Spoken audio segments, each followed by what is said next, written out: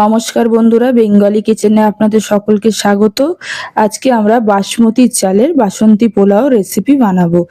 তার জন্য প্রথমে এখানে আমরা এই গ্লাসের মাপে 2 গ্লাস চাল নিয়েছি। বাসমতি চাল গোবিন্দভোগ চালেরও হয়, তা আমরা আজকে বাসমতি চালের তৈরি করব।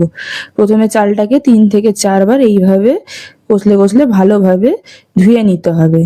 3 থেকে 4 বার ধোবো যাতে জলের সাদা ভাবটা বেরিয়ে যায়। তারপরে চালটাকে একটা চালনিতে ঝেড়ে জলটাকে ঝরিয়ে নেব।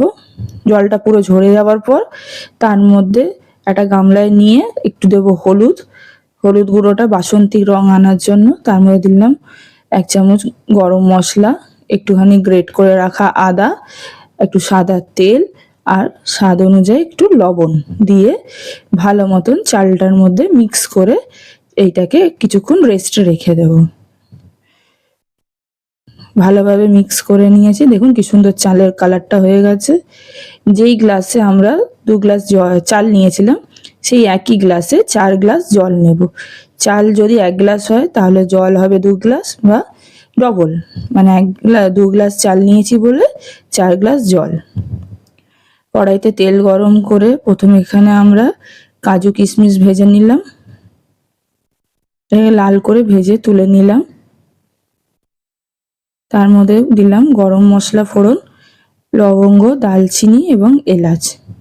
তার মধ্যে ওই মাখিয়ে রাখা সব চালটা দিয়ে দিলাম। চালটা দিয়ে হালকা একটু ভেজে নিতে হবে।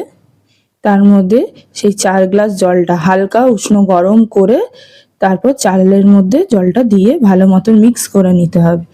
মিক্স করে জোর আছে ভালো মতন একটু ফুটিয়ে নিতে হবে।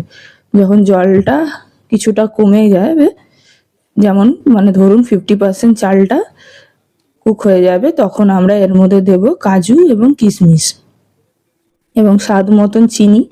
এবার মিষ্টি আপনারা যেই অনুযায়ী খাবেন অতটাই চিনি দেবেন, আর যদি লবণ কম হয়ে থাকে একটু লবণ দিলাম। আর দিলাম মিঠা আতর 2 থেকে 3 ফোঁটা। মিঠা আতরটা দিলে একটা ভালো সুগন্ধ আসবে।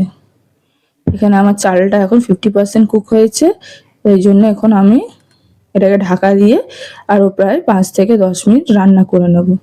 10 মিনিট পর এটাকে আলগা করে দেখছি, আমার সব জলগুলো শুকিয়ে গেছে এবং চালটাও ভালোভাবে সেদ্ধ হয়ে গেছে। এবারে গ্যাসের ফ্লেম অফ করে এটাকে 5 মিনিট রেস্টে রেখে দিলাম।